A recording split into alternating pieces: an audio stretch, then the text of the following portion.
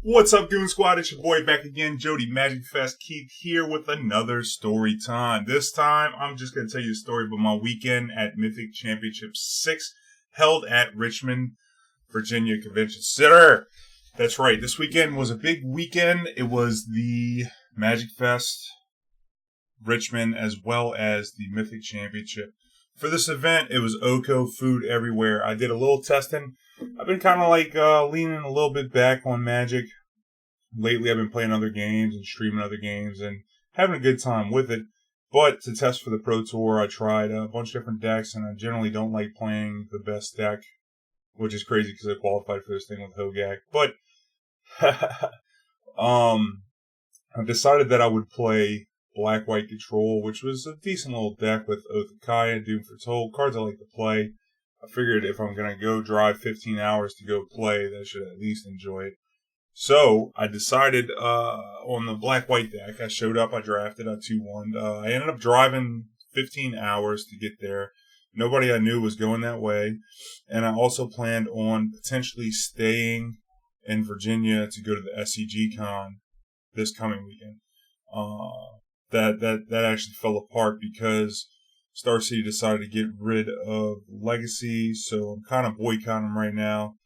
Now, that's probably a story for a different video, but went up to Richmond, showed up, had my deck registered, got the cards together, stayed with my boy Austin, who ended up top 8.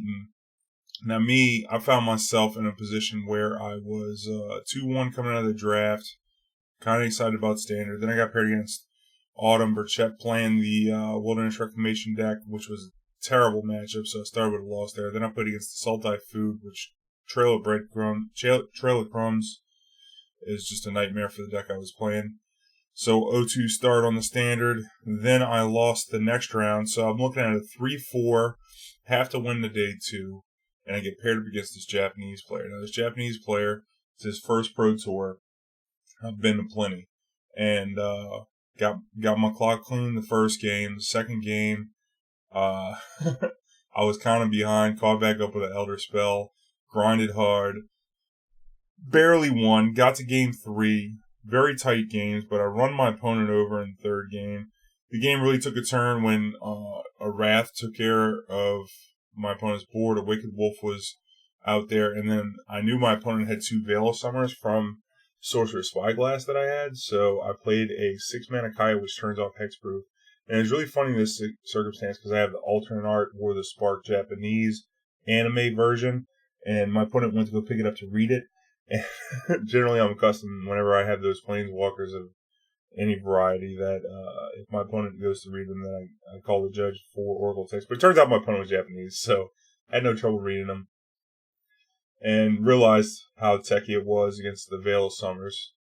And I ended up exiling the Wicked Wolf, then a Doom Foretold went off, then I ran 2 Cavaliers out there, but they called time, and I was going to win on turn 6 of turns, but they only give you 5 extra turns. So, we were looking at a forced draw. Well, the problem with the draw in the Pro Tour is you have to have a 4 record to day 2, so a draw basically locks us both out of day 2. So I looked at my opponent, and I wanted to see if he was good intention. I said, well, what's going on? And my opponent's like, well, match over. And I was like, whoa, dude. I said, you want it to be a draw? He's like, no, I want a day 2. I said, well, I want a day 2 also. I showed him 2 removal spells. My opponent had nothing, just the card they drew for the turn. Didn't matter. I had lethal next turn. And then he was like, I want a day 2. I was like, well, me too. And then I was like, well, but you're dead next turn. Right? You're dead?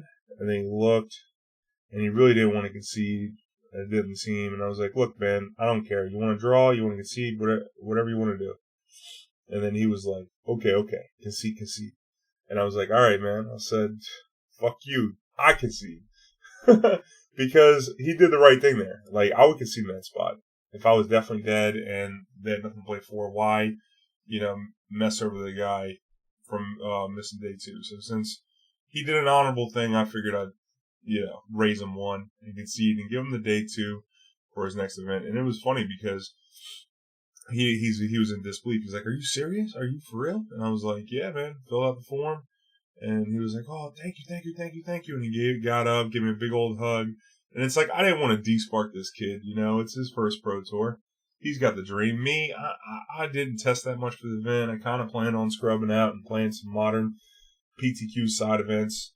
So that plan, he really wanted to win. So he wanted it way more than I did. So who am I to de-spark this kid, take his dream away whenever I've been at it for a long time? I mean, I could have kept playing and maybe 7-1 against these pros and queued up for the next one, or I could have 6-2 and made a little extra cash over the 500 minimum that they give you. But I don't know, it felt like a good thing to do, and he was pretty excited too. So, you know, I mean, it was an interesting tournament. I actually had a couple of things that came up that were kind of concerning over the whole event, but I think I played against Autumn, and it was a weird match where our life totals were kind of messed up. And if you don't know Autumn won a Mythic championship at the beginning of this year and used the pronouns they, them. And so I was very cautious, since I knew that, to make sure that I was using the right pronouns throughout the match. And we didn't really have much, you know, trouble in the match. But then a spectator called the judge because they thought our life totals were wrong because of an Oath of Kaya trigger. I was at 23. I had a Planeswalker. They had 2 3-powered attackers. Attacked one at the Planeswalker. They attacked the other one at me. Triggering the Oath. So that means they're going to lose 2. I'm going to lose 1 net. Net -1, which is going to land me at 22, them at 13. And so that happened, and then the judge walks up and is like, hey, can you confirm life totals? And I was like, well, I got 22-13. Autumn's like 22-13. I said, yeah. And I explained the situation. I said, they attacked here. We triggered the Oath, 22-13. And the judge walked back off, back to that spectator. And I said, okay. So we continued to play. I died the very next turn to a second Wilderness Reclamation and Explosion. And then we're getting ready to go to game 3, and the judge was like, hey, is this match over? I said, no. And then after the match, because I lost the next game, it was a terrible matchup. After the match, the judge, I talked to the judge on the side, and the judge was like, why did you concede that second game? Why did you screw the second game while I was in the middle of the judge call? And I was like, I didn't know you were in the middle of the judge call because you didn't tell us to stop the match. You asked us about what was going on with the life totals, and we both had the same life totals, so I thought we were just proceeding to play. I figured that you just checked real quick, didn't want to give us a time extension. We just continued to play. I don't concede. I don't draw. I don't scoop. I don't draw. It's funny because I started this story off by telling how I conceded to this kid, which goes against what I normally do.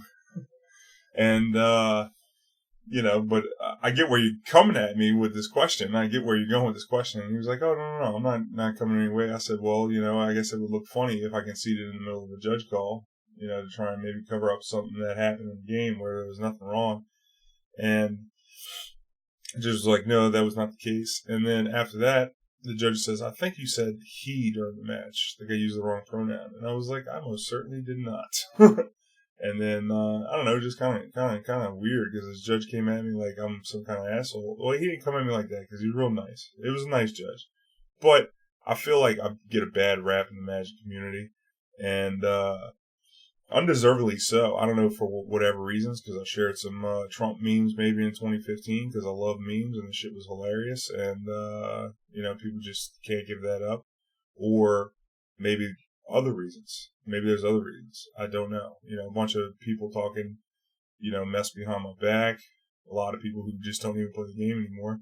And just stirring up stuff for whatever reason or the other. And I just want to say that I am not that person. If you think that I'm a hateful, mean person, if I know your pronouns, I'm going to give you the right pronouns. Because I know.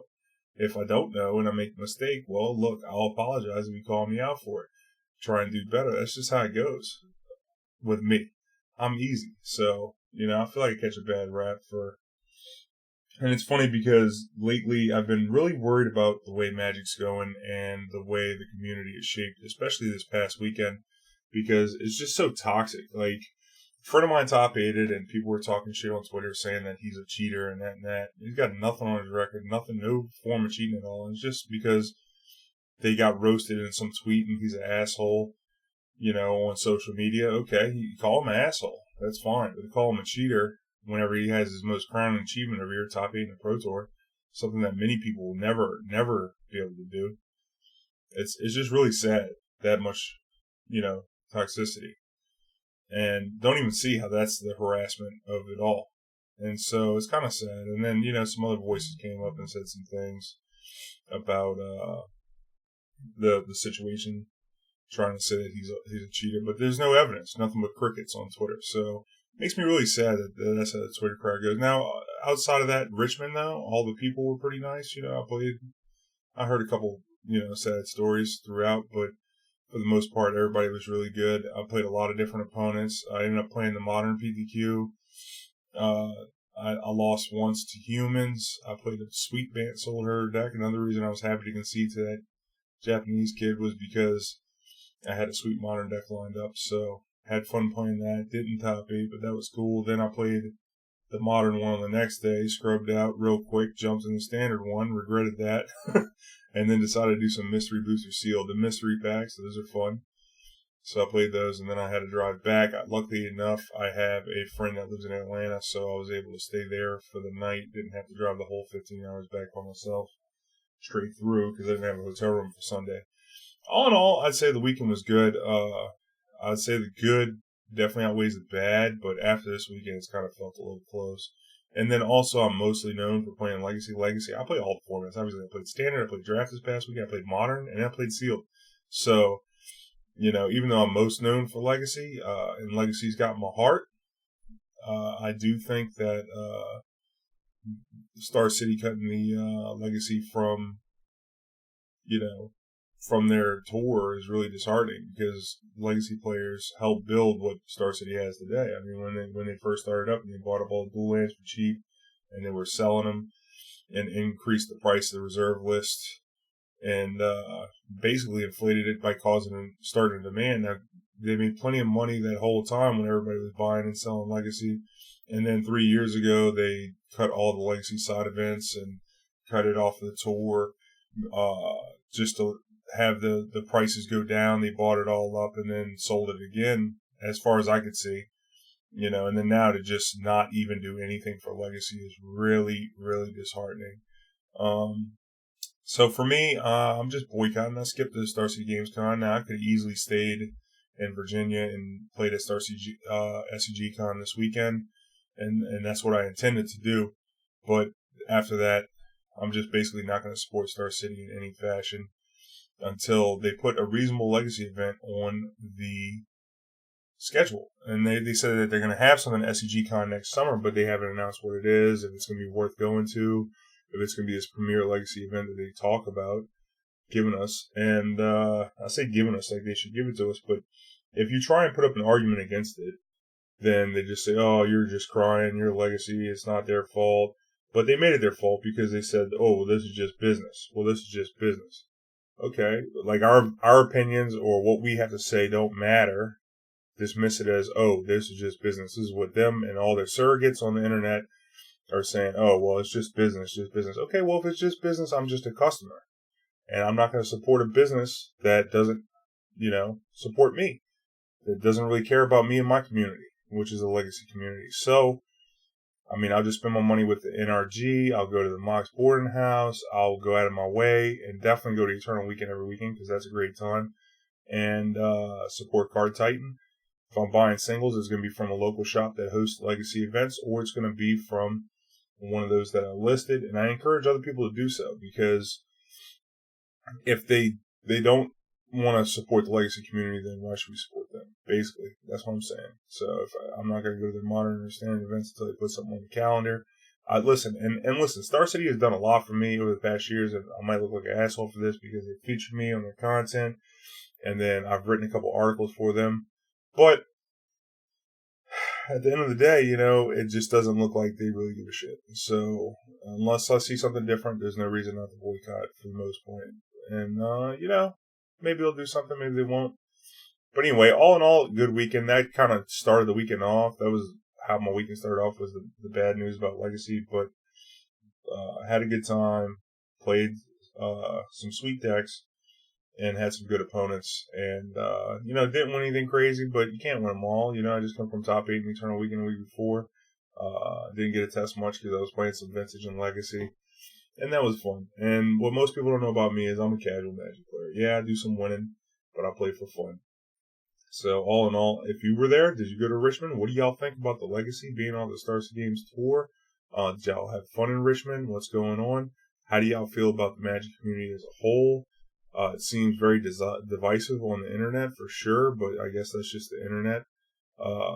Hopefully, because in real life it seems okay, but I just feel like there's a lot of people talking a lot of shit behind people's backs, and they don't really just understand who people are, and then it becomes a game of telephone, and then they'll tell somebody and the next person and the next person, and then I heard a really sad story today about a friend. I'm not really going to tell that story right now, but it just corroborates how toxic people are, and they talk about people behind their back and don't really have the whole story. And I feel like every opponent that I played against, I try to make it as welcoming and have an enjoyable of a match, even if it was for high stakes, as high as the Mythic Championship. So, how do y'all feel? How do y'all feel about Magic? How do y'all feel about Legacy being off the Star City Games Tour? Love to hear all your comments down below. I'll be looking for you in my next story time. Make sure you like, comment, share, subscribe. If you enjoy the story, hit the notification bell. Be alerted when the next ones go up. Thanks. One love. Good vibes. Catch you on the next one.